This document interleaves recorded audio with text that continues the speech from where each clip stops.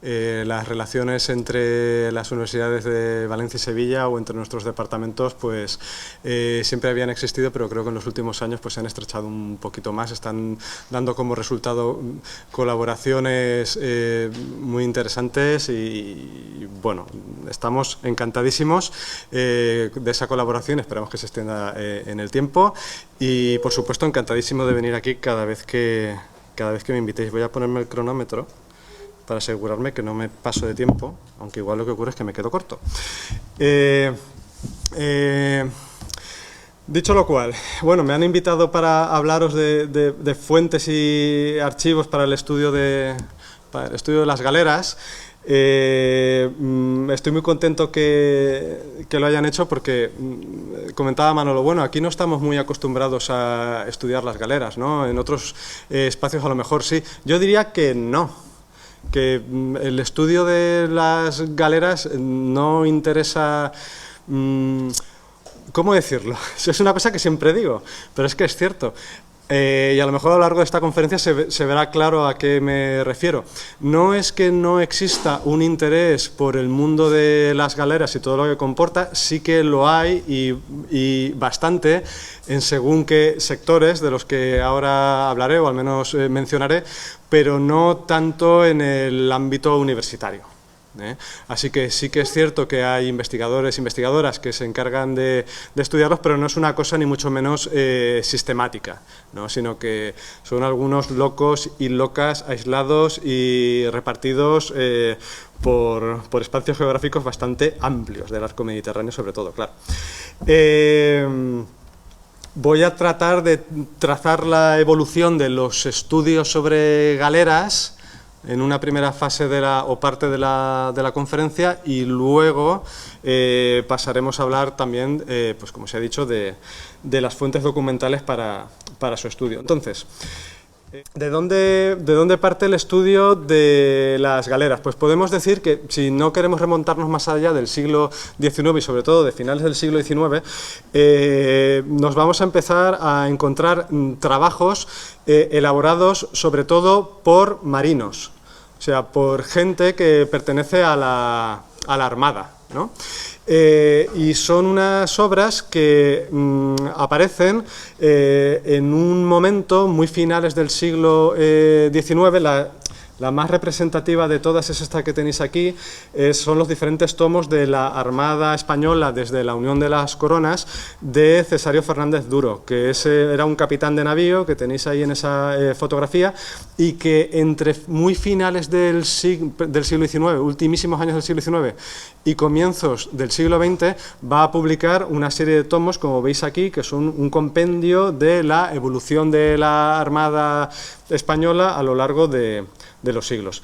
¿En qué contexto aparece esta obra y se publica? Pues en el contexto de la pérdida de Cuba, ¿vale? Una serie de pérdidas coloniales que llevan a un momento de crisis.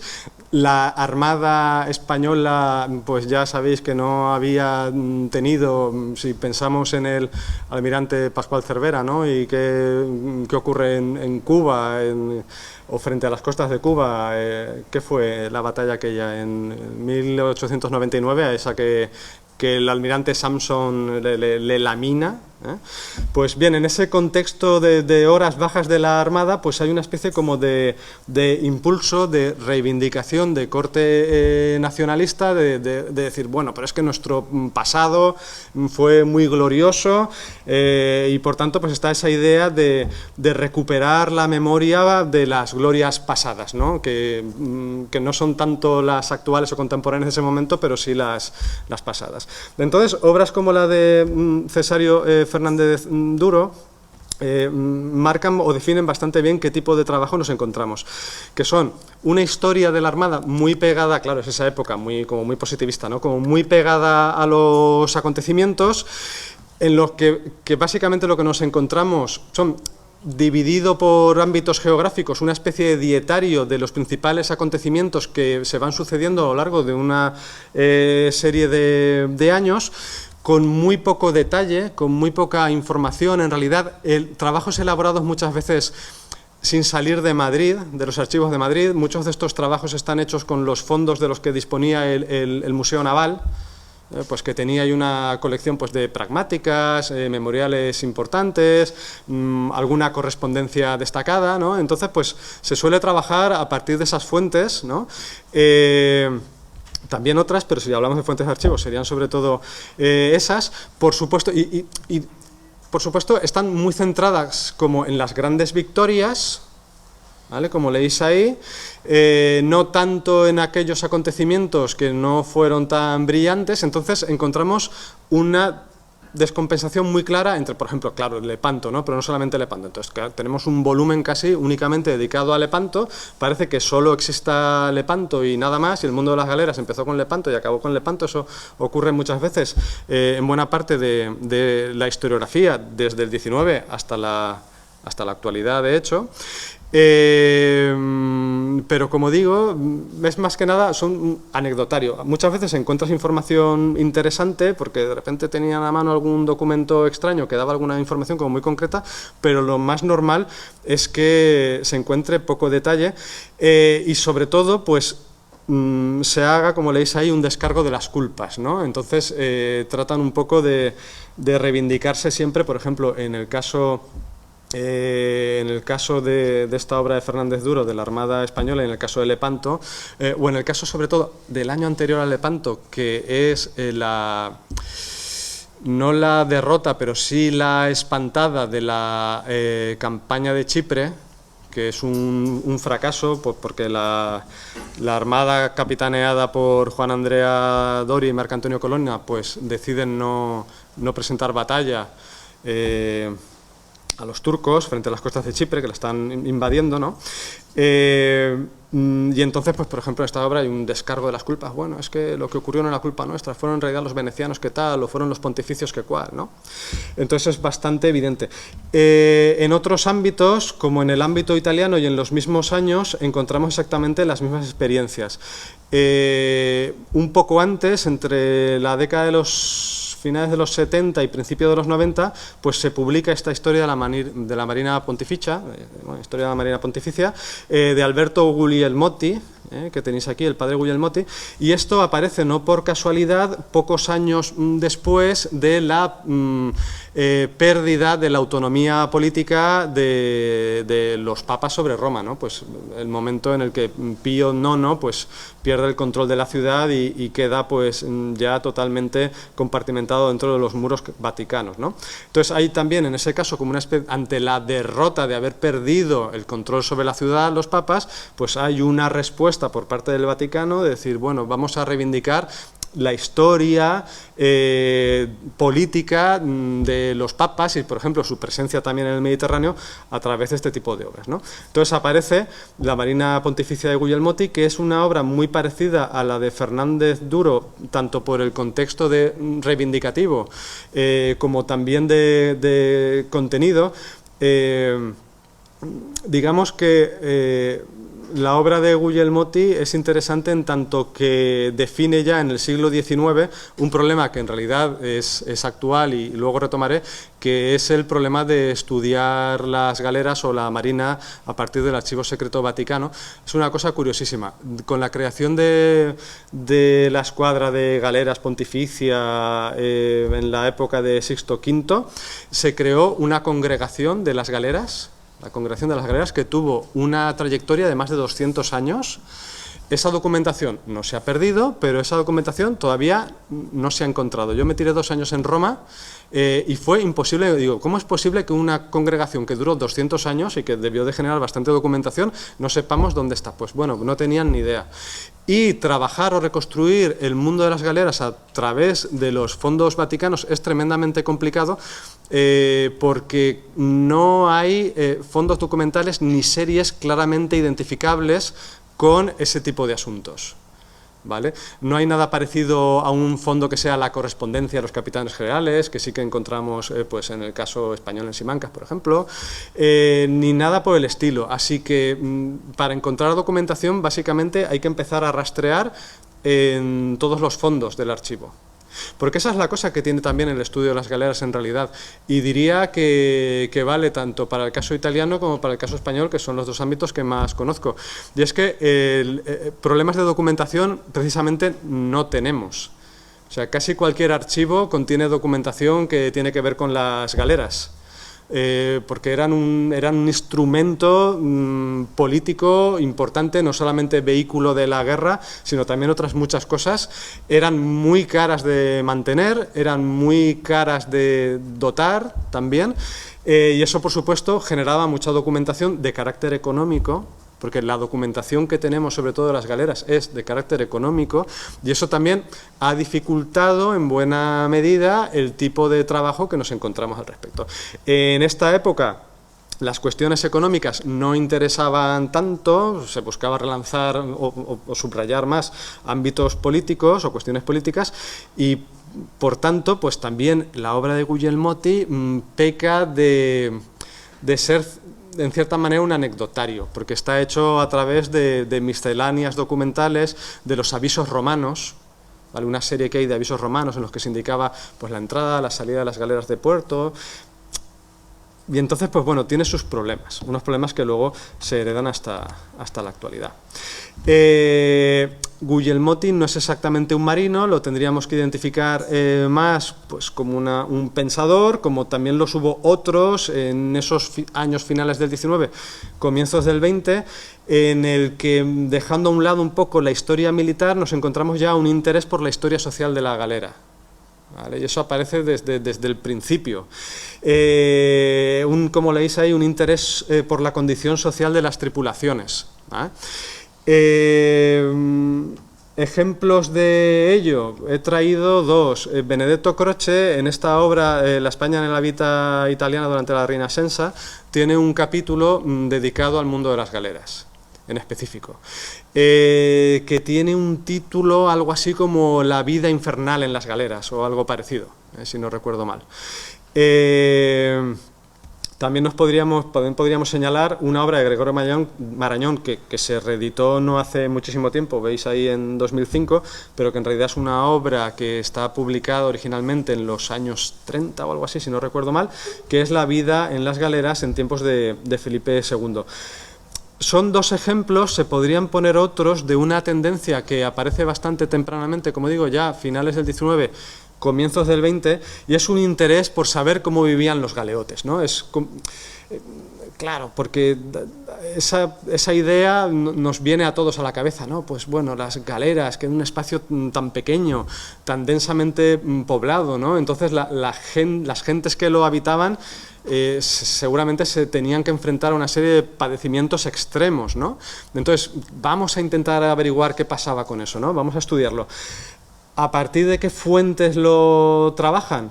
Pues sobre todo a partir de noticias contenidas en tratados de la época y crónicas también del momento. Obras como estas, ¿vale?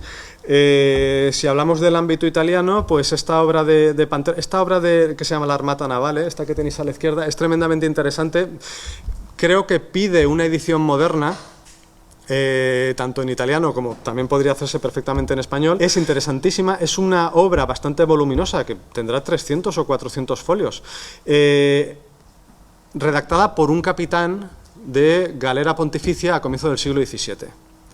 Entonces recoge muchas anécdotas de su vida como capitán de una de estas galeras y también muchas otras cuestiones o aspectos técnicos. Entonces es una obra tremendamente interesante. Básicamente Benedetto Croce, muchas de las noticias que saca, seguramente, aunque no lo cita porque no hay notas al pie, seguramente están saliendo de aquí y otras obras parecidas. En nuestro caso, ¿qué obra? Aquí he querido destacar una, yo creo que es la más curiosa e interesante de todas, el libro de los inventores del arte de marear, de Antonio de Guevara, que tiene un apartado hacia el final. Esta es la típica obra que habla de las mareas, de las derivas, de cómo se utiliza un sextante, todo este tipo de cosas más técnicas, pero luego hacia el final de la obra tiene unos cuantos capítulos en tono bastante más divertido. Es una lectura bastante recomendable, es graciosa. a ver, es sobre las galeras y por tanto es graciosa, muy de nicho al mismo tiempo, pero es graciosa, y aparte online se encuentra en diferentes repositorios. Es muy interesante. Este hombre no era un marino de galeras, si no recuerdo mal era un religioso, sí, claro, obispo de Mondoñedo, ahí lo tenéis, que le tocó, creo que acompañando a Carlos V en alguno de sus viajes, le tocó embarcarse en una galera. Entonces es un pasajero de galera, entonces cuenta sus experiencias como pasajero, ¿vale? Creo que es sobre todo a partir de esta obra que Gregorio Marañón compone su vida en las galeras, ¿eh? Es muy curioso, aquí había traído un pequeño fragmento que me hace gracia, pero para que veáis un poco, me voy a ir a leer el segundo párrafo del folio 45. Es privilegio de galera que todo pasajero que quisiera purgar el vientre y hacer algo de su persona esle forzoso ir a las letrinas de proa o arrimarse a una de las ballesteras, y lo que sin vergüenza no se puede decir, ni mucho menos hacer tan públicamente, le han de ver todos asentado en la necesaria como le vieron comer a la mesa, ¿no? Pues este tipo de cosas. Entonces también habla de cómo se pasa la noche, de los ruidos que se escuchan por las noches, y bien, una serie de cosas. Es muy divertido leerlo. Ya, hacia atrás. Sobre todo estas obras, las que comentaba, pues Croce o Marañón, lo que hacen es una especie de anecdotario de las miserias que se pasan en las galeras a través de esos tratados que comento. Me da la impresión con su lectura, o me la dio en su momento, que hay, como leéis ahí, pues una escasa o inexistente documentación de archivo detrás de lo que cuentan. Y es evidente que es escasa porque es que casi no tenemos de eso. Ahora cuando llegue la parte de la conferencia en la que hablaré de las fuentes documentales, pues veréis que estas cosas ya en su momento venían marcadas por una serie de limitaciones que dan las fuentes de las que disponemos, ¿no? Así que, pues como leéis ahí, pues a mí me da la impresión pues que acaban por ser más bien ensayos que aportaciones verdaderamente serias, ¿no? Entonces hay que tener cuidado en el uso de este tipo de obras que entrañan sus problemas, porque al final lo que hay son reflexiones muy personales y que tienen detrás, pues también en ese contexto un poco de periodo de reivindicación nacionalista, pues como leéis ahí, pues crítica a los gobiernos del pasado. Pues en el caso de Croce, muy claramente voy a criticar, aunque Croce tampoco hace una crítica como muy directa o muy sangrante, es bastante ponderado a la hora de razonar el periodo de dominación hispánica de Italia o de una serie de territorios italianos. Es, eso sí, bastante más positivo a la hora de trazar el periodo aragonés de presencia hispánica, y es bastante más crítico para hablar del periodo posterior, ¿no? Del periodo ya más castellano. Pero bueno, claramente la búsqueda es esa, ¿no? Y en el caso de Gregorio Marañón, pues diría que algo parecido también. Marcaba aquí, ya sea esta historia militar interesada por recuperar la memoria de las viejas glorias pasadas, como esa historia más social que busca el interés, o sea, está interesada por la condición social de las tripulaciones, son corrientes que aparecen a finales del XIX, pero que no están ni superadas en la actualidad, ni son marginales, ¿vale? Por tanto, marinos que escriben, capitanes de navío actuales, que escriben sobre estas cosas, lo sigue habiendo, y muchísimo. Y siguen siendo mayoría.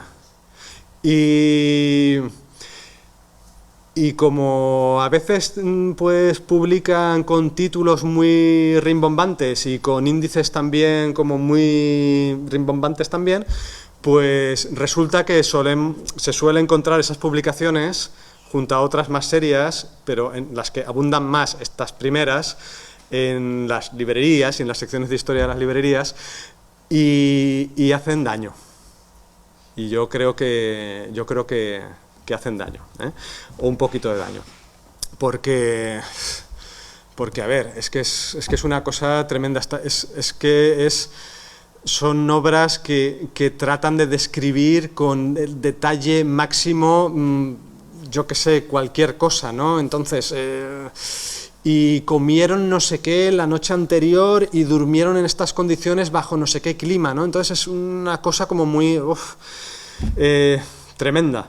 Y bueno, y luego por el otro lado, ese interés por la condición social, de nuevo, lo mismo, hay gente que sin irse más allá y rascando siempre en las mismas pocas fuentes que tenemos, pues sigue haciendo reflexiones que tienden a apuntalar tópicos o estereotipos en torno a cómo se vivía en las galeras que a lo mejor, aun cuando las fuentes documentales que tenemos no sean muy elocuentes al respecto, cuando lo son, pues nos dibujan realidades diferentes a lo que nos puede contar, lo que nos contó en su momento Antonio de Guevara, ¿no? Entonces, pues bueno, tenemos ahí un poco ese problema.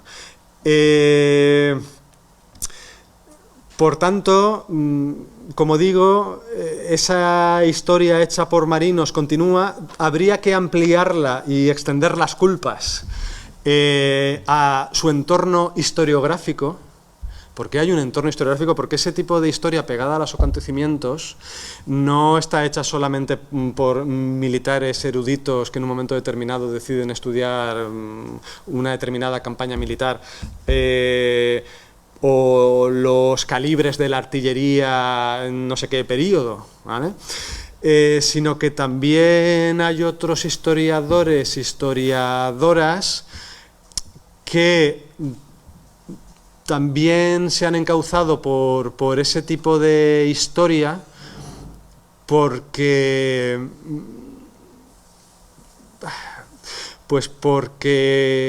el Ministerio de Defensa, por ejemplo, como editor, tiene mucho dinero para publicar ese tipo de cosas, pero claro, el Ministerio de Defensa publica lo que le interesa, ¿no? Entonces, y lo que le interesa sobre todo son obras pues que dejen bien el pasado o el presente de la Marina o el Ejército español, ¿no? Entonces quieren consumir y divulgar un determinado perfil de obra. Y hay dinero y dan unos premios, el premio Ejército, el premio Virgen del Carmen, si hablamos de la Armada, que están bastante bien dotados, o sea que es ganas un buen dinero si te dan ese premio, y luego el Ministerio de Defensa te edita y te hace ediciones muy grandes, a lo mejor no con una distribución maravillosa, pero sí que hace ediciones bastante grandes y muy económicas que facilitan bastante la distribución. Entonces, pues es interesante, ¿no? Y por ahí. Entonces, eso ha generado pues una cierta atracción sobre una parte de la historiografía que dice, pues bueno, voy a construir este tipo de relato porque yo sé que voy a tener aquí esta salida, ¿no? Entonces, como digo, pues no solamente son marinos, sino también un cierto entorno historiográfico que se va generando a lo largo del siglo XX, ¿vale? Que apuntala ese tipo de historia, que se extiende más allá de lo anecdótico, más allá de, vamos a ver campaña a campaña lo que ocurrió, de estas obras grandilocuentes que acabamos de ver hace un momento, se centran ya en cuestiones más técnicas, pero que pueden interesar al mundo de lo militar, como es la táctica, la estrategia, la definición de los oficios, Aquí traigo un par de ejemplos clásicos del siglo XX. Todo esto lo traigo porque cuando yo empecé a estudiar las galeras, yo si me iba a la biblioteca de mi universidad, lo que me encontraba eran estas obras. Encontraba a Fernández Duro, encontraba a Olesa Muñido. También, y no había muchísimo más. Bueno, había más, lo vamos a ir viendo, pero no muchísimo más, ¿no? Entonces, pues el Olesa Muñido, como veis ahí, son 2 tomos, la galera en la navegación y el combate. Este es el tomo 1, que es el buque suelto. Ahí explica como las partes de la galera, en cada galera quién servía, entonces las chusmas cómo se dividen, los oficiales quiénes son, ¿no? Y hace como pequeñas definiciones de cada uno y de sus funciones. Y luego el siguiente tomo es táctica y combate. ¿no? Y entonces empieza a hablar que sí de la estrategia de Lepanto, que sí de la estrategia de no sé qué, bueno, esas cosas. Y luego, unos años más tarde, después de esta obra de La galera, la navegación y el combate, sacó este otro tomo que es muy grueso, que es la organización de los estados mediterráneos, y en especial España durante los siglos XVI y XVII, que es un poco una ampliación de esta primera obra de La galera, pero ampliándolo a los arsenales y atarazanas de los diferentes puntos peninsulares italianos, ¿no? Bueno, pues ese tipo de obra que está hecha sobre todo, como leéis ahí, a través de recopilaciones de tratados, ordenanzas pragmáticas, memoriales, libros de títulos, de asiento de títulos. De nuevo, son obras hechas sobre todo a partir de lo que se podía encontrar en Madrid y poco más, ¿vale?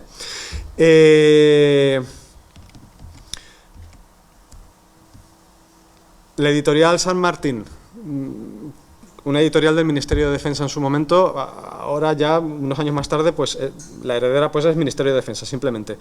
Aquí tenéis el tipo de obras que suelen aparecer en esos años. Esta editorial San Martín se ve más claramente en la obra de Picorrales del Centro. Veis ahí Premio Virgen del Carmen 82, ¿vale? Esta es la editorial que publicaba todos esos premios de la Armada que os comentaba. Y si os dais cuenta, pues lo que nos encontramos es más de lo mismo, estrategias, tácticas, es lo que interesaba destacar en aquellos años. Esto es muy curioso, José Cervera Peri, este es el nieto, si no lo tengo yo mal entendido, de Pascual Cervera, el de la derrota de la Armada Española en Cuba, ¿no? Y entonces se suele decir con cierta retranca que José Cervera, el nieto, pues se dedicó a estudiar la estrategia porque a la familia algo de estrategia le hacía falta aprender. Después de lo que había. Bueno, hay mucha chanza sobre Cervera Peri y que un Cervera escribiera sobre estrategia, ¿no? Pues bueno, en fin, a lo mejor estaba el hombre también tratando de... Bueno, no sé. Pero bueno, lo que os decía, aunque no es una obra estrictamente vinculada al mundo de las galeras, esta de La otra invencible del 74 de Magdalena de Pazis, Picorrales, la traía aquí a colación porque es una especie de, para mí, opinión personal, es una especie de es una especie de puente, una obra puente entre ese interés tradicional español por la cuestión de la estrategia y no sé qué, de estas obras que os acabo de comentar, de Cervera o de Olesa Muñido, con lo que empieza a llegar desde otros, e influenciar en España desde otros ámbitos historiográficos. A ver si esto está aquí, vale, de acuerdo. Entonces, si dejamos esto a un lado, este tipo de obras que os estaba señalando, hay otra parte de los historiadores más centrados o que beben de ese interés por la condición social de las tripulaciones, pero que empiezan a interesarse por otras cosas también y que no entran dentro de la lógica estricta de esta otra parte de la historiografía, que empiezan a interesarse más por las cuestiones económicas. ¿Por qué? Porque estamos a lo mejor en una etapa ya en los años 60, 70, en los que siempre lo digo mal, cuantitativismo empieza a ganar peso y bueno, pues se encuentran con que de las galeras a nivel económico se pueden estudiar muchísimas cosas, ¿no? Porque ahí sí que hay mucha fuente. Lo que pasa es que esto viene dado sobre todo por historiadores que en un primer momento pues no son españoles, ¿vale? Yo creo que la obra de referencia que marcará un poco el camino en estos años, por ejemplo, 70 y de los 70 en adelante, la obra de Thompson de Guerra y Decadencia también tiene un capítulo específico sobre las galeras, ¿vale?, que es donde plantea toda la cuestión de la administración directa o por asiento de las escuadras de galeras, y todos los problemas económicos de su financiación, vinculado a esto, que tuvo un impacto importante. Creo que es esta obra que aparece en el 76 la que, como os decía, influencia a historiadores como Magdalena de Pazis, Picorrales, a hacer este trabajo de la otra invencible, que como digo es un puente entre lo que está planteando un poco Thompson y esa tradición de estudio de las armadas más vinculada al espacio español, ¿no? Entonces, pues eso, interés por los impactos económicos y también un interés por la evolución técnica y constructiva. Eso también nos lo encontraremos. De nuevo aquí son trabajos muchas veces basados en tratados, ordenanzas, pragmáticas, pero aquí ya se incluyen archivos, ya no solo de Madrid, ¿vale? Mucho archivo municipal, archivo territorial, archivos como Simancas, protocolos, bien, toda una serie de documentación que a lo mejor no había sido tan explotada hasta ese momento. Junto a Thompson, pues destacar, por ejemplo, a Maurice Aymar, que empieza a hacer un estudio sobre el precio de los esclavos, ¿vale? En ese momento he seleccionado a Aymar por no hablar de Brodel, que también pues en el Mediterráneo, en el mundo mediterráneo, pues también sentaba las bases de una serie de cosas que luego los brodelianos como Aymar, sus discípulos, pues han seguido. Bueno, por no hablar de Brodel, pues hablo de Aymar, que a lo mejor no es tan conocidísimo, pues bien, de los primeros trabajos sobre precios de esclavos, sobre también precios de otros suministros importantes de las galeras y su evolución a lo largo del tiempo y cómo el aumento de los precios pues puede estar detrás del inicio de la decadencia o no del uso de las galeras. Y hablando de cuestiones tecnológicas, que os señalaba también aquí, hablar de la evolución técnica y constructiva, yo creo que la obra de referencia que nunca se ha traducido al español es Gunpowder and Galleys de John Francis Gilmartin, ¿vale? Que es una obra bastante interesante en el que trata de hacer una evolución sobre todos los cambios técnicos que se van produciendo en la guerra en el Mediterráneo y la guerra con galeras desde el 15 en adelante, ¿vale? Y que pues bueno, va planteando una serie de cuestiones interesantes, ¿no? Pues el impacto que tiene pues la evolución constructiva, cómo se va buscando las proporciones perfectas de las galeras, el impacto de la artillería, cuando se empieza a incorporar la artillería a las galeras, bueno, todo ese tipo de cosas, que luego ha tenido también una influencia posterior bastante importante. Del mismo periodo y en otros ámbitos, pues nos encontramos otras obras, la de Luca Lovaso es más reciente, ¿de acuerdo? Pero nos encontramos otras obras interesantes en el ámbito francés, pues vinculado también al momento en el que aparecen las obras de Aymar, pues tenemos también esta obra de Marvilliers, Le Galérien du Roi, ¿no? Que es una obra también, pues a lo mejor muy pegada a una serie también de estereotipos que son los mismos aquí que en Francia, por otra parte, pero bueno, es una obra en cierta manera interesante. La central, la de André Gisbert, Le Galérien, este sí que es una obra bastante interesante, muy cuantitativa, esta en la que trata de reconstruir si veis ahí, llegó, y lo marca por tanto en el título, llegó a cuantificar 60.000 forzados, pues no, trata de investigar el número total de forzados que fueron enviados a las galeras de Francia, como veis ahí, pues desde 1680 hasta mediados del siglo XVIII, ¿no? Entonces es un estudio diferente y novedoso en su momento cuando apareció y que ha tardado decenios en tener un equivalente en España, de decir, bueno, a ver, los cambios judiciales que se producen en Francia para que cada vez haya más condenas a galeras respecto a otro tipo de condena, ¿no? Porque hay una necesidad de dotar estas galeras que Luis XIV ahora está tratando de potenciar. Y entonces, a partir de ahí, trata de reconstruir en capítulos, desde uno que es condenado a galera, pues su etapa en la cárcel, su traslado hasta la galera, los reconocimientos médicos, las revisiones médicas que se hacían antes, luego cómo llegan a las galeras, cómo es su vida luego en la galera, ¿no? Entonces es una obra bastante interesante y nueva en su momento, y que luego va a influenciar otra serie de trabajos, tanto en España como en Italia. En Italia tendríamos el caso de Luca Lovaso. Este libro, si no recuerdo mal, es un librito pequeñito, pero sería un extracto de su tesis doctoral inicial, a Vela y a Remi, ¿no?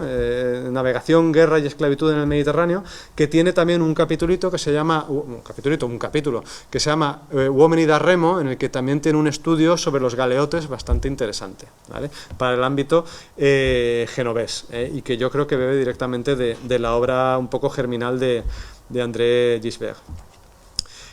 Ahora, vamos a ver, aquí había terminado todo. Sí, básicamente eso. Vale, hay un interés compartido por marinos y resto de historiadores sobre la logística, ya lo he comentado, y el peso del conflicto civilizatorio pues también es una cosa que va ganando protagonismo a lo largo del tiempo. Bueno, en la actualidad, en cambio, por ir avanzando, ¿qué nos encontramos? Por una parte, ese interés descriptivo del mundo de los marinos y compañía, ¿vale? Sigue estando ahí, sigue estando ahí. En los últimos años, tal vez porque no hace tanto de la conmemoración de Lepanto, la conmemoración, por ejemplo, por otra parte de Lepanto, hace muy poquitos años pasó bastante inadvertida, no se hicieron tantísimas cosas. Pero sí que es cierto que al socaire de esa conmemoración sí que han aparecido muchísimas cosas sobre Lepanto. Y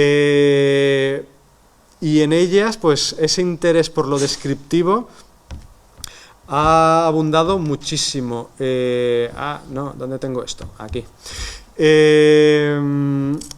Una obra que se publicó primero en Italia, claro, evidentemente, y que luego se editó también aquí, traducido al español, no hace tantos años, esta obra de Alessandro Barbero, se hizo bastante famosa en su momento, ¿no? La batalla de los tres imperios. Para mi gusto es demasiado descriptiva. Es que incluso en los enunciados del índice ya es, y lo que pasó cuando no sé quién decidió no sé cuántos. Entonces los enunciados son todos así. Entonces es como muy descriptivo. Yo no sé si aporta tantísimo, ¿vale? Pero es que, como leéis ahí, sobre Lepanto casi podemos encontrar cualquier cosa que nos podamos imaginar. Se ha escrito y publicado muchísimo, no he querido traer demasiadas cosas porque casi todo lo que he traído he fotografiado, cosas que tengo en casa, y sobre Lepanto pues llega un momento que digo, bueno, yo ya tengo un ejemplo de que no quiero tener más cosas sobre esto. Aparte es que le tengo mucha manía a Lepanto personalmente, por lo que os decía al principio de la conferencia, porque da la impresión que solo podemos estudiar, o que la mayoría de la gente que se interesa por estudiar las galeras se interesa más por Lepanto que por las galeras en sí mismas, ¿no? Y entonces se traslada esa impresión que no había ocurrido antes nada, ni tampoco después, y que galeras solo hubo ese año, ¿no? Y entonces es un poco tremendo. Entonces, como digo, es que se ha publicado que si la colección facsímil de todos los documentos firmados por Cervantes, que ya sabéis que participó en Lepanto como oficial de la pluma, pues bueno, pues vamos a encontrar todos los documentos firmados por Cervantes, que son documentos aburridísimos de hemos comprado un quintal de trigo no sé dónde, y hemos comprado 3 pipas de vino, es ese tipo de documentos, y no tiene ningún interés, pero bueno, colección facsímil, a todo tren, una cosa. Entonces, ha salido mucha cosa sobre Lepanto. También, que me lo estaba saltando, ya sea por parte de marinos, ya sea por parte de historiadores en general, están apareciendo también muchos compendios, como de historia de la Armada en los últimos años. Es lo que traía aquí, por ejemplo, el de Esteban Miracaballos, Las Armadas del Imperio, pues es un poco, es un compendio divulgativo, pues bueno, pues no solamente sobre galeras, también sobre galeones, pero bueno, que trata de trazar una panorámica amplia. Es lo mismo que la obra que tenéis aquí a la izquierda de David Goodman, del poderío naval español, pues exactamente lo mismo, son obras de compendio. Muchas veces no hay mucho trabajo de archivo detrás, sino que es más un poco recopilación historiográfica o bibliográfica de lo que se puede encontrar, y una nueva visión, ¿no? Una nueva perspectiva. Más interesante es esta obra que tenéis en el centro de Philip Williams, The Empire and Holy War in the Mediterranean, ¿no? La galera y el conflicto marítimo entre los Habsburgo y los otomanos, ¿no? Pues este interés por el conflicto civilizatorio, pues en obras como estas lo vemos bastante claro y evidente. En todo caso, este tipo de obras a mí no me acaban de gustar del todo, porque me da la impresión que necesitan, o que habrían necesitado de un poquito más de trabajo de archivo para matizar algunas cuestiones. Y voy a poner solamente un ejemplo para que se vea claro. En este tipo de obras, y no solamente en estas, es bastante frecuente que encontremos, a la hora de explicar la guerra en el Mediterráneo con galeras, y no la guerra de grandes combates como es Lepanto, sino esa guerra de baja intensidad, ¿no? Entre 2 o 3 galeras que se enfrentan a 2 o 3 galeotas turcas, ¿no? Galeras cristianas, galeotas turcas. Entonces son obras que tú empiezas a leer y por ejemplo, cuando se habla de la captura de esclavos, se empieza a decir, no, la captura, y es bastante común en todas estas obras, la captura de esclavos por parte de las galeras era su actividad económica principal, porque las galeras necesitaban estar frecuentemente saliendo a navegar para encontrar naves turcas o berberiscas que batir y apresar, porque necesitaban esos esclavos para reponer a los que se les morían a ellos para remar, y también para vender los excedentes y ganar así dinero para otras cosas, ¿no? Y entonces que el mundo de la guerra en el Mediterráneo con las galeras era un mundo en el que hoy eras cazador y al día siguiente podías ser cazado, ¿no? Y todo eso se explica diciendo, bueno, y resulta que en 1563 no sé qué galera capturó no sé qué otra galeota y hizo 300, 400 esclavos. Y luego en 1580 otra galera no sé cuantísimos también esclavos. Y luego a comienzos del 17 1000 esclavos en total que se hicieron o se cautivaron no sé cuándo. Entonces es un poco, para mí, tramposo, porque se cogen anécdotas sueltas de capturas importantes de esclavos y con esas capturas puntuales se trata de hacer una explicación general de todo el tiempo pasaba esto. Y en cambio, cuando nos vamos a las series contables, donde tenemos el apartado de capturas y podemos ver el número de apresamientos, nos damos cuenta que apresar una serie de embarcaciones, un grupo de embarcaciones y hacer 1000 esclavos, 800 o lo que fuera, eso era algo muy excepcional, eso no era la norma en absoluto. Lo normal es que se hicieran pocas capturas al año y eso sí se hacían, ¿no? Entonces, en este tipo de obras, para mí, se contienen muchas exageraciones nacidas de no haber sido sistemáticos en el vaciado de las fuentes, ¿vale? Sino haber picado un poco por aquí y por allá, venga, pues voy a coger una serie de legajos un legajo de este año, otro legajo de este año, y a ver qué me voy encontrando, ¿no? Cojo uno de los 80, cojo otro de no sé qué década, entonces hago un periodo cronológico amplio, pero en realidad no he sido sistemático, sino que he elegido uno. Eso no está bonito hacerlo. Hay que ser sistemático, y entonces ocurren este tipo de cosas, para mi gusto. A lo mejor estoy siendo un poco injusto con alguno de ellos, pero bueno, yo creo que son problemas un poco comunes. Y eso por lo que se refiere a los compendios. Si vuelvo a Lepanto, y voy viendo la hora. Venga, tengo que ir avanzando rápido. Si vuelvo a Lepanto, también hay otras obras interesantes que estudian, por ejemplo, en el caso de Rivero, impactos de hegemonía, cómo es recibida la noticia de Lepanto, no solamente en España, sino en el contexto europeo, y cómo se explota políticamente. Pues bueno, eso es interesante, ¿no? O más interesante todavía, para mí, un trabajo poco conocido, pero que le hizo en España, pero que le hizo bastante famoso en Italia durante unos años, Gian-Claudio Civale, Guerrieri di Cristo, Inquisición, jesuitas y soldados en la batalla de Lepanto. Esta obra es muy interesante porque aborda la cuestión, de la Inquisición del Mar, ¿no? Entonces, trabajaba por primera vez, lo veis ahí, pues instituciones vinculadas al mundo de las galeras y específicas del mundo de las galeras. Y sacó petróleo. De unos pocos documentos que conservamos sobre la primera Inquisición del Mar, sacó verdadero petróleo y pudo componer una obra, es finito, es una obra tendrá un centenar y pocas páginas, pero muy efectiva. A partir de ahí, la Inquisición del Mar, tanto en su primera como en su segunda fase, que es un tribunal inquisitorial específico de las galeras, que se da solamente cuando al mando de las galeras hay un miembro de familia real, de sangre real. Por tanto, tiene el privilegio, uno de sus privilegios, por ser miembro de sangre real, es que durante su gobierno tiene, como digo, derecho a contar con su propio tribunal inquisitorial, ¿no? Se da en pocas ocasiones, pero cuando se da es interesante, pues, como digo, ha dado bastante de sí. Hay otros autores, en el ámbito italiano, Valentina Ordrati, en el ámbito español, yo mismo o Rafa Benítez, pues también hemos trabajado en la Segunda Inquisición del Mar, se sacan cosas interesantes. En cuanto a instituciones, entender las galeras como instituciones, pues también han ido apareciendo obras interesantes.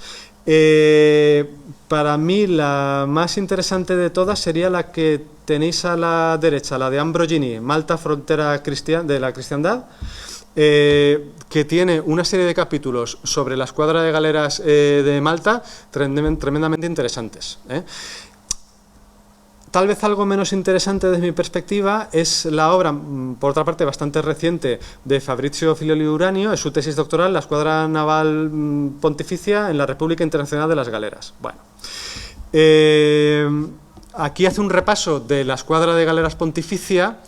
Lo que pasa es que, para mí, el problema que tiene esta tesis doctoral es que básicamente se hace sobre las mismas fuentes que en su momento, en el 19, utilizó Guglielmotti, con poca aportación más allá de eso. Y es una pena porque en Roma, en el Archivo de Estado de Roma, se conserva la serie completa de los libros de cuentas de las galeras pontificias. Y hay centenares de legajos. Lo que pasa es que, claro, son un infierno para trabajar. Fabrizio Filioli lo que hace es coger un par de legajos para cubrir el expediente y que se vea que ha tocado un poco esa documentación, pero no ha sido sistemático en su vaciado. Y donde está el dinero muchas veces está la información interesante. Lo que pasa es que es una información pues muy árida y que hay que meterle muchísimo tiempo para conseguir encontrar cosas interesantes, ¿no? Pero al final aparecen. Entonces, para mí, este trabajo pues tiene o adolece de ese problema, ¿no? Entonces, es una obra reciente, pero que tiene un cierto regusto antiguo, para mí. Lo mismo que ocurre con esta tesis doctoral no publicada de José Manuel Marchena Jiménez, La vida de los hombres de las galeras de España, sería otra obra un poco monográfica dedicada a una escuadra, en este caso la Escuadra de Galeras de España, pero que de nuevo esto tiene su problema y su explicación. Es un trabajo compuesto sobre todo con documentación de nuevo del archivo del Museo Naval de Madrid, con alguna documentación de Simancas, pero muy poca. Esto viene dado porque José Manuel Marchena es profesor de instituto e hizo la tesis mientras era profesor de instituto, estaba en Madrid y la hizo pues con los archivos que tenía a mano. Pues no se podía permitir hacer estancias largas en otros archivos, ¿no? Pero que de nuevo es una obra, bueno, no ha llegado a publicarse, es raro por otra parte, es de 2010, está en acceso abierto por internet, pero no, de nuevo tiene un cierto regusto antiguo. Los almirantazgos, bastante interesante, han salido obras curiosas.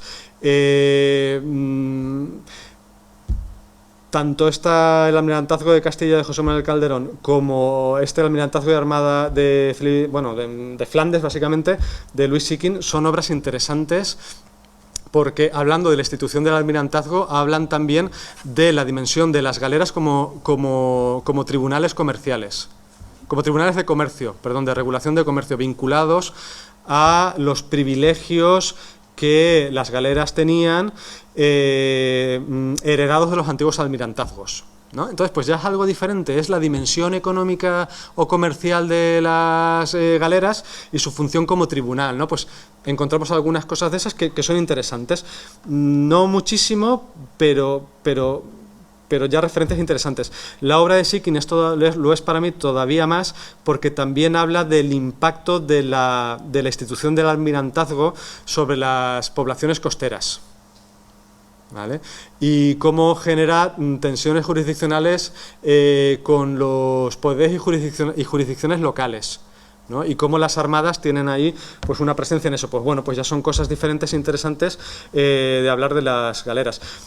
Por tanto, de conflictos jurisdiccionales, por tanto también de actividades financieras, pero también comerciales, y también sobre la justicia. Y bueno, pues sobre eso pues hablabais, pues destaco el mío. Perdón que en el mío no haya puesto ningún otro ahí tal que parezca que es único, no lo he querido hacer, no es adrede, es que sobre justicia en las galeras mi trabajo es el único que conozco, no es por otra cosa, ¿vale? Pero pues bueno, pues cuestiones vinculadas a la justicia en las galeras, pues bueno, pues también. Luego, por ir rápido, que ya me estoy comiendo el tiempo, que llevo 50 minutos. Cuestiones historiográficas actuales, como es el estudio del policentrismo. Aplicado a las galeras, pues también lo estamos encontrando en los últimos años.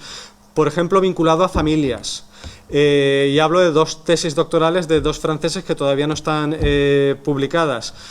Os sonará un poquito más Benoît Maréchaux, un poquito más o bastante, porque es un hispanista, pero que básicamente ya es profesor de la Carlos III, si no recuerdo mal, y tal. Esta tesis doctoral todavía no está publicada, aunque debería estar, yo creo que debe ser inminente su publicación. De hecho, esta tesis ya está en abierto, pero está en abierto muy recientemente. Antes había estado cerrada, o sea, no se podía consultar online en el repositorio de la Carlos III, y era porque Benoît Maréchaux decía que ni la quería tampoco distribuir porque decía que estaba a punto de publicarla. Lo que pasa es que a punto de publicar han pasado unos años, al final ya están abiertos, entonces no sé qué ha pasado con esa publicación, pero espero que salga. Que tiene que ver sobre todo pues con el estudio de la familia Centurión, ¿vale? Sus vínculos con la monarquía hispánica, y también muy vinculados a las galeras, los asientos de galeras. Bueno, pues interesante. Otra obra que puede que sea interesante o no, no lo sabremos a lo mejor nunca, que está vinculada a la familia Doria, sería un poco lo mismo de Benoît Maréchaux, Bastien Carpentier, que defendió esta tesis hará más de 10 años y desde entonces está embargada. No se puede consultar en el repositorio de su universidad. ¿Y qué ocurre? Yo estoy tremendamente interesado en leer esta tesis, conozco al autor, tengo una cierta amistad con él, pero nunca me la ha querido pasar, siempre me dice también que está pendiente de publicarla, y aquí lo que ocurre es que cada vez que uno entra a la web del repositorio dice embargada hasta 2019, luego baja al 19, embargada hasta 2021, ahora el otro día que fui a buscarla para sacar la portadilla, está embargada hasta el 27. Pues bueno, en algún momento la publicará o dejará que la leamos. No sé qué pasa con ella, pero existe, pero nadie la puede leer. También vinculada a las conquistas, impactos de soberanía, migraciones políticas, vecindades, destaco las obras de Beatriz Alonso Acero, ¿vale? En esta obra de la conquista española, de Cisneros y la conquista española en el norte de África, pues hay una serie de partes vinculadas a las galeras que son interesantes, lo mismo que en esta otra más reciente de Argel 1541, que trata de una campaña en concreto, y luego también los viajes reales. Los viajes reales, que alguna cosa hay, esto no es exactamente de galeras, pero como es un libro que quedaba, digamos, más bonito que poner la primera página de un artículo, que sí que hay algunos sobre viajes reales en galeras, de Ladero Quesada, de la Armada de Flandes, pues bueno, de la comitiva que llevó hasta Flandes a la princesa Juana, ¿no? Pues bien, interesante también, aunque es muy descriptivo, como todas las obras de Ladero Quesada, que tenemos ahí un apéndice documental con todos los documentos, tal, y bueno, en fin, ya conocéis a Ladero Quesada.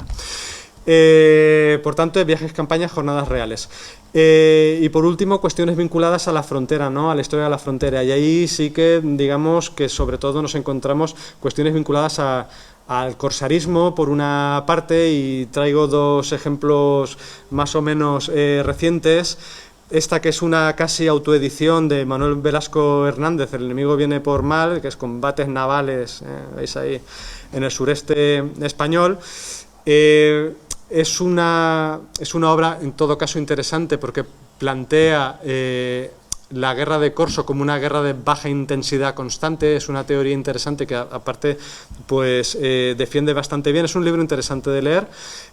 O está La guerra con los berberiscos, ¿no? Pues una historia de los conflictos en la costa mediterránea. Bueno, esto es una obra casi más de divulgación que otra cosa, ¿no? Pero pues bien, vinculados a la guerra contra los berberiscos, conflicto civilizatorio, pues en los últimos años también están apareciendo bastantes cosas. Y ya vinculadas a los chusmas, y ahí la importancia del cuantitativismo que sigue pues muy presente, pues en los últimos años, que sería lo primero en España que salió parecido a la obra de Gisbert que os he comentado antes, Los forzados en la marina, los forzados de marina en la España del siglo XVIII, de Manuel Martínez Martínez. Este era un doctorando de Andújar, de Francisco Andújar, de Almería.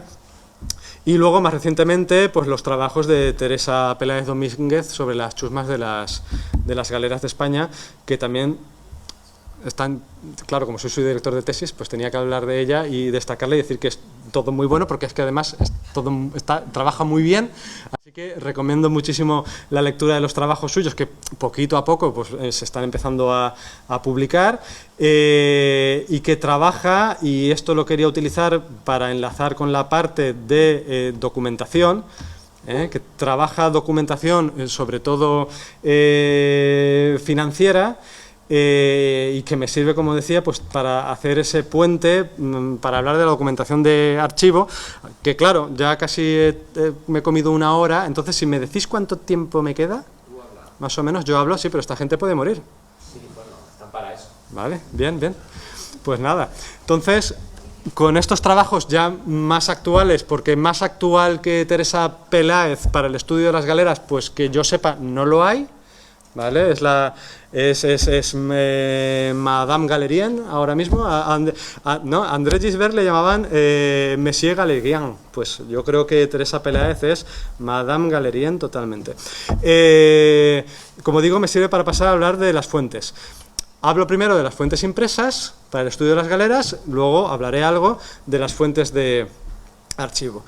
¿Qué tipo de documentación impresa podemos utilizar para el estudio de las galeras? Hoy se han utilizado en todas estas obras que hemos ido viendo, en esta panorámica historiográfica desde el 19 hasta la actualidad, que en el último momento ya ha empezado a ser más atropellada. Pido disculpas. Luego, si hay tiempo para preguntas, yo encantado de responder a lo que me planteéis. Y a lo mejor aclaro algo que se haya quedado en el tintero. Entonces, las relaciones de causas. Perdón, relaciones de causas, no, relaciones de avisos. Ay, Dios mío, mi cabeza. Relaciones de sucesos. Sobre las galeras encontramos muchísimos.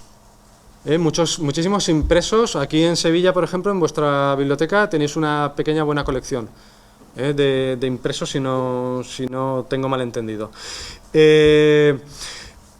Son obras de pequeña extensión, unos pocos folios, 6, 8, 12, no mucho más allá, que relatan, como leéis ahí, encuentros y racias, sobre todo en Levante, a cargo de escuadras vinculadas al corsarismo. Esto no lo he comentado. De escuadras de galeras hay dos tipos fundamentales.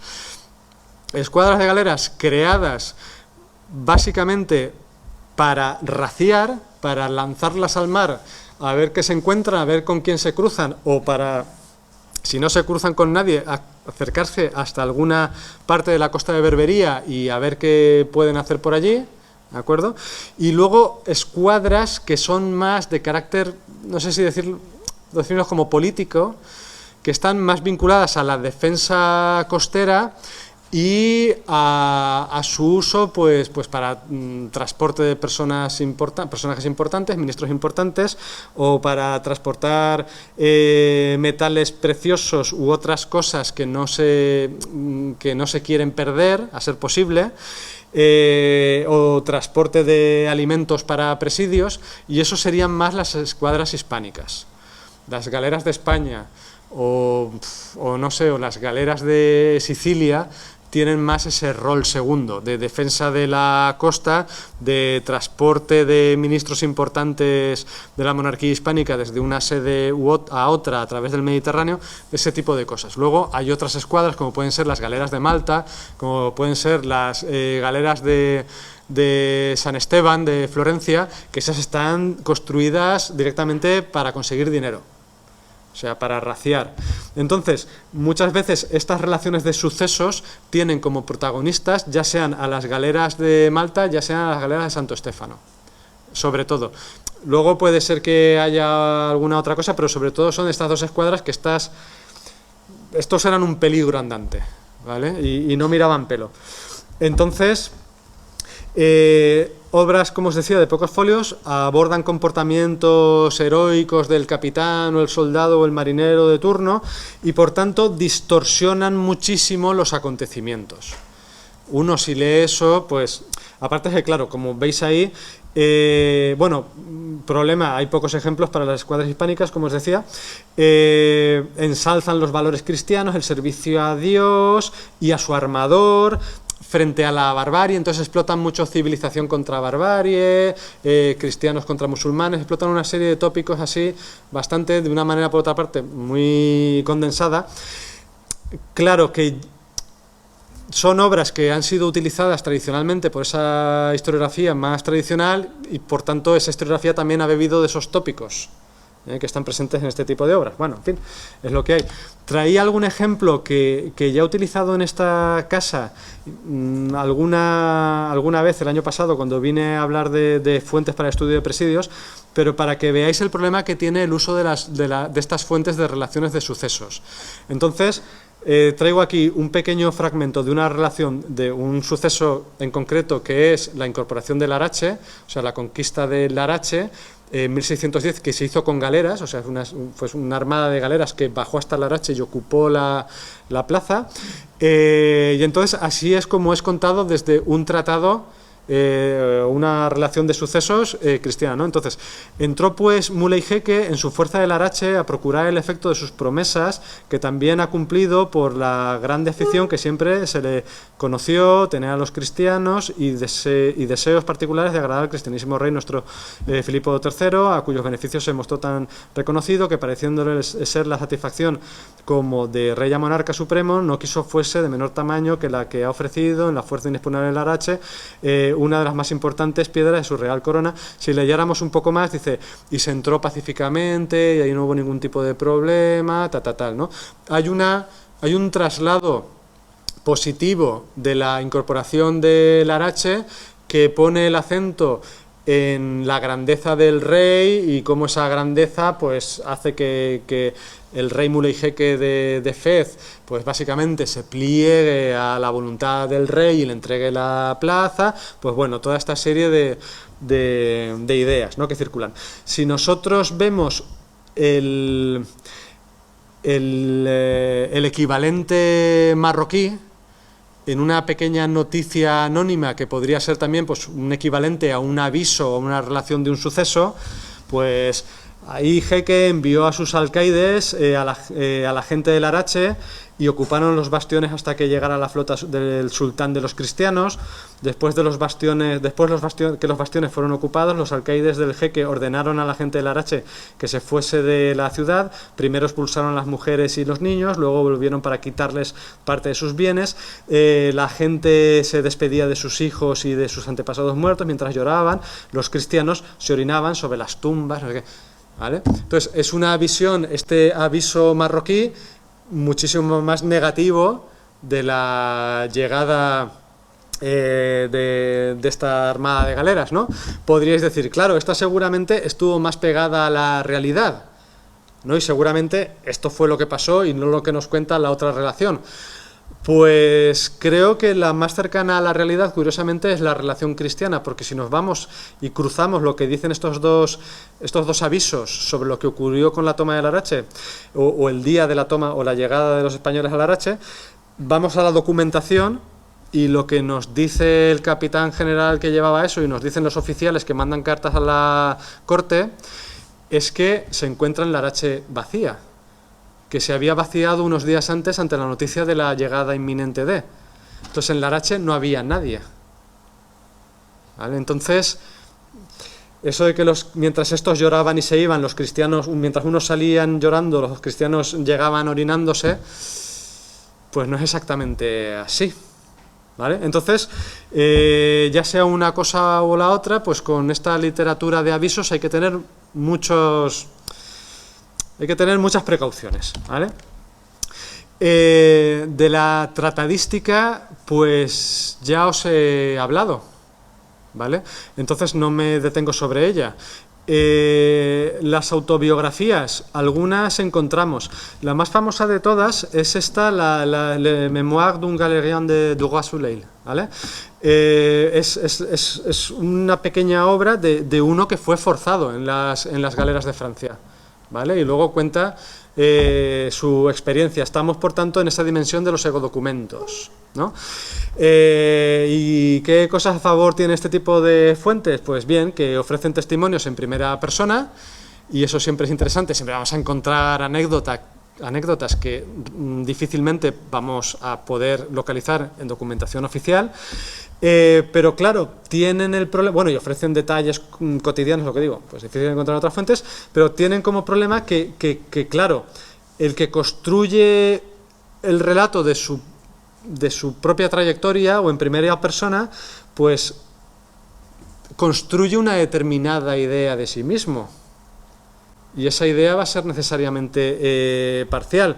Y al mismo tiempo, para que tengan éxito este tipo de relatos, sabemos bien y se ha estudiado mucho que necesitan explotar una serie de principios, de valores que están muy bien establecidos.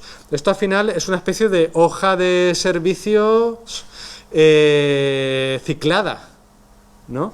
Pero toda hoja de servicios, para conseguir el objetivo de que el rey o la instancia de gobierno que sea le conceda una ayuda de costa o un nombramiento de un entretenimiento, algún oficio, lo que sea, va a tener que explotar una serie de cosas.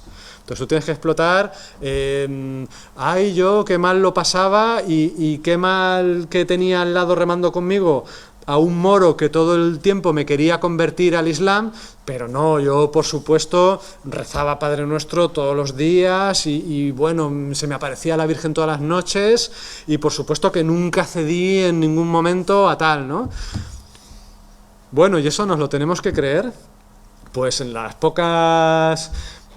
pocos referencias documentales que nos encontramos de cómo se vivía en los bancos, pues bueno, la permeabilidad cultural y las libertades con las que allí se movían eran brutales, dado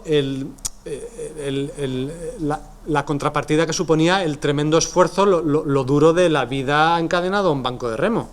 Entonces, como tú estás encadenado a un banco de remo y tienes las condiciones vitales pues que todos nos podemos imaginar, pues yo voy a hacer la vista gorda si tú, aunque eres un cristiano, pues estás ahí riéndote de cualquier cosa que te cuenta el musulmán, que es un chiste contra el cura que ha venido, no sé, ¿me entendéis, no? Entonces había mucha permisividad. Las galeras, y eso lo vemos muy claramente cuando estudiamos las fuentes inquisitoriales, en las fases en las que tenemos Inquisición de la Mar, las galeras seguramente son los espacios de mayor libertad religiosa de toda la monarquía hispánica, pero con diferencia. Ahí la gente, bueno, es que hacía y opinaba lo que le daba la gana. Los musulmanes vivían su Islam en total libertad, con sus prácticas en total libertad. Había hasta gente que se convertía en el alfaquí, dice, este es el alfaquí de no sé qué galera, porque ya le reconocen como alfaquí y todo, y tiene libros, y tiene libros de su secta, dice la Inquisición, ¿no? Y tenía un Corán, y iba ahí aleccionando al que quisiera acercarse, y eran compañeros musulmanes, pero también algún cristiano que, claro, estaba ahí, pues voy a escuchar a ver este cuento que me cuenta, ¿no? ¿Vale? Entonces eran situaciones tremendamente curiosas, ¿no? Pero claro, uno luego cuando sale de la galera, ya sea un soldado o lo que sea, y quiere, como digo, de alguna instancia conseguir alguna cosa, pues esas cosas no las puede contar. Entonces, claro, más cristiano que yo no había nadie, y los otros eran todos unos perros moros, pero yo, por supuesto, nunca me dejé tentar, ¿no? Entonces, claro, estas autobiografías son interesantes, sí, mucho, pero hay que leerlas en el contexto de que están construyendo un tipo de discurso también muy estereotipado en su momento para conseguir los fines que busca, ¿vale? Entonces, pues cuidado con eso. Tampoco, por desgracia, por otra parte, tampoco hay tantísimo ejemplo de biografías grandes como esta, del caso francés, pero eso me lleva... Perdón, esta es otra cosa. Eso me llevaría a hablar de las peticiones de parte, ahora que son un poco lo mismo, pero en un tamaño más reducido. Ahora, en un momento, las veremos. Entonces, las autobiografías interesantes, los dietarios, que es lo que tenéis aquí a continuación. Pongo un ejemplo de Génova. También son interesantes. Los dietarios hechos o publicados, más o menos, esto no está, bueno, este sí que se publicó más adelante, esta es la versión manuscrita, en puertos marítimos donde hay presencia de galeras más o menos constante, pues trabajar este tipo de dietarios es interesante, porque sobre todo nos encontramos, como leéis ahí, un registro bastante preciso de entradas y salidas de puerto. Entraron tal día, volvieron tal otro día, volvieron con una presa, volvieron sin nada. Cuando llegó el capitán o el general de turno, bajó y se fue a la iglesia y rezaron todos un Te Deum porque les había ido muy bien. Ese tipo, o llegaron y no entraron a puerto, se fueron al lazareto porque resulta que se toparon con una embarcación que resulta que tenía peste y no sé qué. Bueno, pues entonces hay información interesante, aunque suele ser imprecisa al mismo tiempo, porque muchas veces son referencias que no están tomadas de primera mano, sino de lo que se cuenta por el puerto. Entonces pueden ser precisos en decir qué día llegaron, pero muchas veces lo que recogen son rumores de lo que se iba comentando y llega a esta gente, ¿no? Entonces hay que tener cuidado, ¿vale? Muchas veces, claro, no he traído ninguna imagen porque no la tenía, pero sí que cuando estuve trabajando en Roma, las galeras pontificias, sí que trabajé una serie de un dietario muy parecido a este para Roma, y cuando tenía la oportunidad de cruzar lo que decía el dietario con lo que me encontraba en la documentación, pues el dietario no era muy preciso, a veces se equivocaba, ¿no? Entonces hay que cogérselos un poco con pinzas, este tipo de fuentes, aunque son interesantes, porque más o menos nos marcan sobre todo eso, entradas y salidas y a lo mejor actividades o costumbres que había en torno a la salida o la llegada de las galeras a los puertos. Bueno, y cuando ocurre algo especialmente relevante, pues a lo mejor ahí sí que le dedican un poquito más de espacio, aunque suele ser en contadas ocasiones, y cuando lo hacen tienen exactamente el mismo problema que la literatura de avisos, ¿vale? Y es que explotan una serie de topicazos pues de una manera poco disimulada. Luego, aunque no he conseguido encontrar el ejemplo que buscaba, varia de impresos. Ya sea, por ejemplo, para las galeras pontificias, ya que estaba hablando ahora en último momento de ellas, para las galeras pontificias, por ejemplo, en torno a Lepanto y en torno a la creación de la escuadra pontificia, claro, la creación de la escuadra pontificia en los años de Sixto V fue un acontecimiento en los estados pontificios, ¿no? Entonces se explotó mucho la creación de esa escuadra, ¿no? Entonces se publicaron una serie de órdenes que iba dando Sixto V, por ejemplo, acerca de cómo se iban a financiar, ¿no? Entonces el Papa ha decidido que las galeras se van a financiar con una nueva tasa que pagarán todos de esta manera, ¿no? Y entonces ese documento que llegaba a las diferentes autoridades de los estados pontificios y les informaba de cuánto iban a tener que pagar de tasa de galeras a partir de ese momento, pues eso se imprimía y se divulgaba para que la gente lo viera. ¿no? Y viera pues el trabajo y los esfuerzos del Papa y el tremendo gasto que iba a suponer, pero que se hacía con alegría, ¿no? Entonces, en torno a la creación de las escuadras pontificias hay una serie de documentos impresos súper interesantes, de carácter económico, que muchas veces son los únicos documentos de carácter económico que nos encontramos en la larga tradición historiográfica italiana que habla de las escuadras pontificias, y que no empieza ni acaba ni empieza con Guglielmotti ni acaba con Fabrizio Filioli, porque incluso Giulio Andreotti hizo su tesis doctoral sobre las galeras pontificias también, lo que pasa es que no he traído un ejemplo porque no sé, tampoco, es que creo que no hubiera encontrado ni la portada, pero bueno, en fin, documentos sobre la sanidad de las galeras también bastante habitual, y luego disputas jurídicas. Cuando llegaban las galeras a un puerto y tenían algún tipo de problema grave de quién tiene derecho a qué entre las galeras y las autoridades locales, y se generaba así un pleito complicado, pues muchas veces dichos pleitos se imprimían también y se divulgaban pues para generar opinión, ¿no? Para ese tipo de cosas. Entonces, de esas disputas jurídicas también nos encontramos algunos documentos que se conservan en archivos muchas veces locales. En el Archivo Municipal de Barcelona hay una pequeña colección de estos impresos con disputas jurídicas entre las autoridades de Barcelona y las galeras de España, por ejemplo. Creo que alguno hay de las galeras de Génova también, no recuerdo mal, igual, no sé si estoy recordando bien, que es muy interesante, ¿no? Entonces, esos los encontramos en el ámbito local, porque las autoridades locales estaban interesadas en que quedara memoria de lo que había pasado tal, entonces lo imprimían.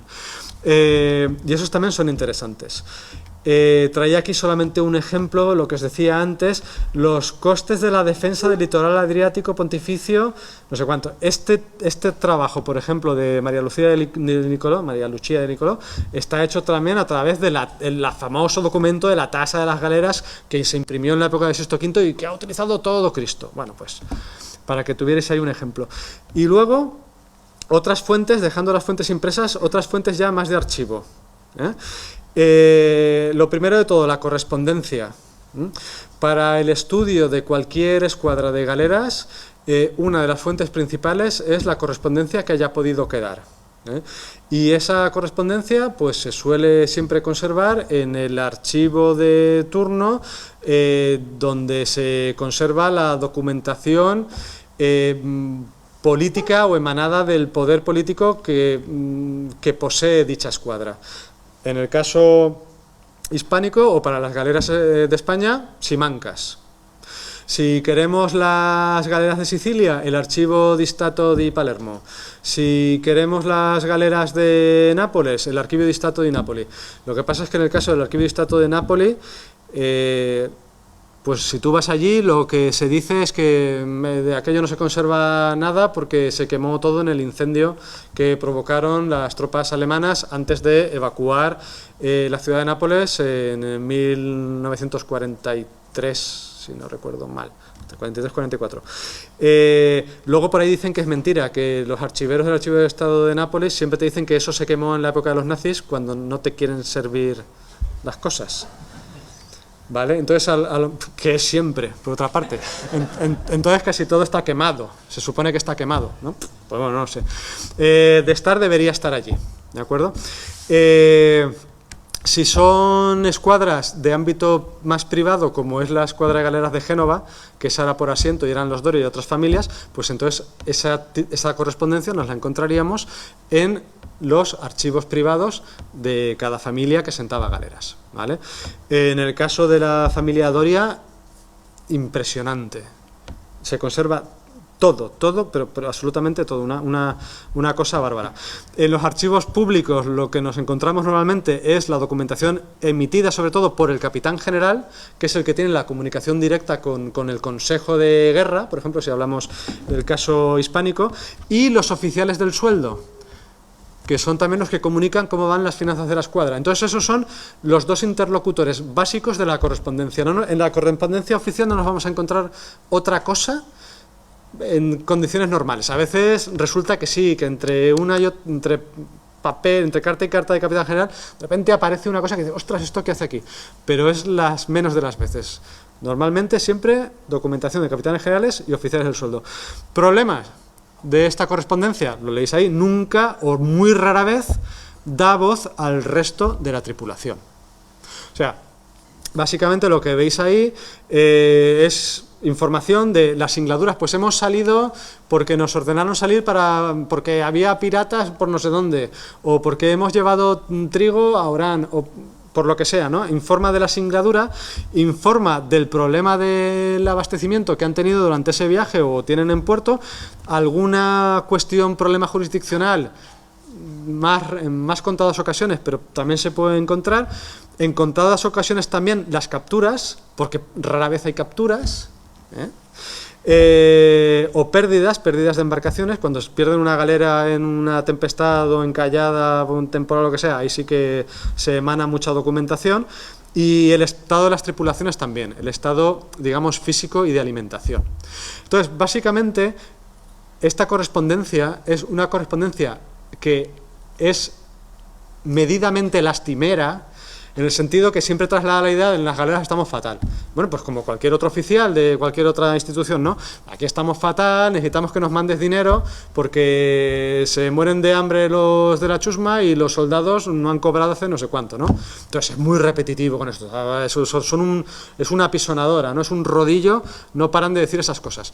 Lo que pasa es que luego de repente, después de haberte leído 200 de esas cartas de cuántos problemas tenemos y de lo que básicamente lo que sobre todo se puede sacar es información sobre hemos salido a buscar corsarios o nos hemos encontrado este corsario o hemos llevado trigo o dinero o lo que sea, de repente ocurre que pues todos los forzados de una galera, franceses o italianos o lo que sea, deciden hacer una reclamación conjunta tal, y entonces cuando miembros de la chusma o los soldados se reúnen y hacen todos presión para conseguir una mejora de lo que sea, o puesta en libertad, o lo que sea, entonces ahí sí que los capitanes generales mandan aviso de, bueno, pues resulta que es que se han organizado todos y nos están reivindicando esto. Y entonces ahí pues tenemos una pequeña ventana para conocer las condiciones un poco de vida de la chusma. Y eso lo encontramos, pero no es una documentación tan abundante, ¿vale? Entonces, estudiar a partir de estas correspondencias oficiales lo cotidiano es complicado, muy complicado. Podemos estar años y casi tener paciencia benedictina para verte 300 legajos y 3.000 cartas y encontrar 30 referencias a algo que pueda tener que ver con la vida cotidiana. Entonces, no es el sitio donde encontrar eso.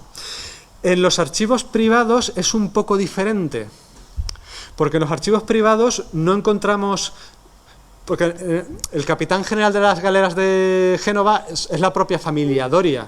Entonces, ¿qué? ¿Se van a escribir a sí mismos? Bueno, sí, quiero decir, pues los hijos Doria escriben el padre Doria, podría ser un poco tal, pero ya el tono es muy diferente. Son cartas ya más personales. Si escriben los hijos al padre, por ejemplo, lo que yo he estudiado yo, la época de Juan Andrea Doria, que ya está mayor en los años que yo estudio, y entonces en las galeras están sus hijos, pues los hijos escriben como capitanes generales a su padre, que ya está retirado, y entonces son cartas en las que avisan del estado de la tripulación, el estado de la galera, los problemas que tienen. Curiosamente, ahí casi nunca hay quejas de es que no tenemos comida, es que no hemos repartido salario. Esos problemas desaparecen en la documentación privada, y entonces en las cartas tanto de los hijos a los padres como de los capitanes de galera a su patrono cuentan otras cosas mucho más interesantes. Y entonces ahí nos cuentan, bueno, pues recuerda usted que en la pequeña bodega de la galera cargamos no sé qué fardos para comerciar tal, pues mira, pues en Cartagena hemos vendido esto, en Málaga hemos vendido esto otro, ¿no? Entonces de repente empiezan a darte información sobre, por ejemplo, el uso de las galeras fraudulento como vehículo para el contrabando, que son cosas que nunca vamos a encontrar en la documentación oficial. ¿Los capitanes generales de las escuadras también lo hacían?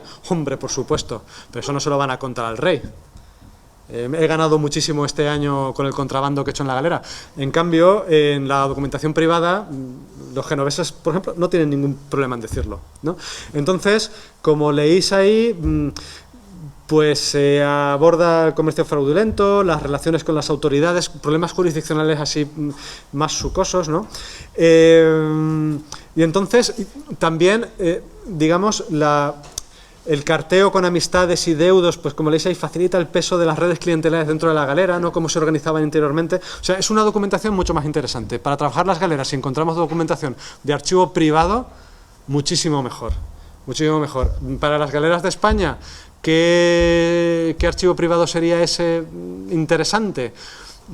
Siendo que tenemos muchos capitanes generales de muchas familias diferentes y que es difícil pues encontrar a veces o rastrear dónde han ido a parar sus papeles, de los papeles de la familia. Aquí, cerca de Sevilla, tenemos la suerte de contar con el archivo ducal de Medinasidonia. Los Medinasidonia, por el rol que tienen, reciben mucha información sobre las galeras. Y como la familia Medinasidonia ha acabado por entroncar con otras como los marqueses de Villafranca, los Toledo, esos eran capitanes generales de las galeras de España, uno detrás de otro, generación tras generación. Pues bueno, pues esa documentación privada la encontramos ahí. ¿Es tan rica como la de los Doria? Pues en lo que he podido ver, que está colgado online, que ya está en acceso abierto, no es tan rico. Pero ya tenemos cosas diferentes que nos dan esa dimensión más interesante, ¿no? Luego la contabilidad, que tengo que ir terminando. Yo voy a hablar 5 minutos más y ya será hora y media. Yo creo que la gente ya tiene bastante. La contabilidad es tremendamente interesante también. Yo creo que es, junto con la correspondencia, la otra gran dimensión documental que debemos tener en cuenta. ¿Qué encontramos en esta contabilidad? Claro, es muy árida, ya os lo he dicho, pero, por ejemplo, el registro de todo lo que se carga y todo lo que se gasta, ¿no? Entonces, la compra de bastimentos, los gastos de los hospitales de las galeras, las ventas de presas o capturas también, compraventa de esclavos, limosnas y obras pías, alardes bueno, sí, alardes, conteos de soldados o de remeros, distribución de salarios, pagos de ventajas y entretenimientos. Lo encontramos todo, todo. El problema es que no hay mucho detalle, porque son entradas muy esquemáticas, al final son libros contables, ¿no? Entonces es una documentación árida que muchas veces nos aporta una información muy repetitiva, pero en medio de esa información muy repetitiva, aquí de nuevo hay que quemarse las cejas. Esto es Teresa Pérez, de las que os hablaba antes. Teresa Pérez está trabajando este tipo de documentación. Es una heroína total, porque no hay nada más árido que esto. Y entonces, lo bueno que tiene es que entre miles y miles de registros totalmente repetitivos, de los que muchas veces solo puedes sacar datos cuantitativos, de repente, por lo que sea, aparece una nota más larga que te cuenta cosas maravillosas, y que eso no encontramos en ningún otro tipo de documentación.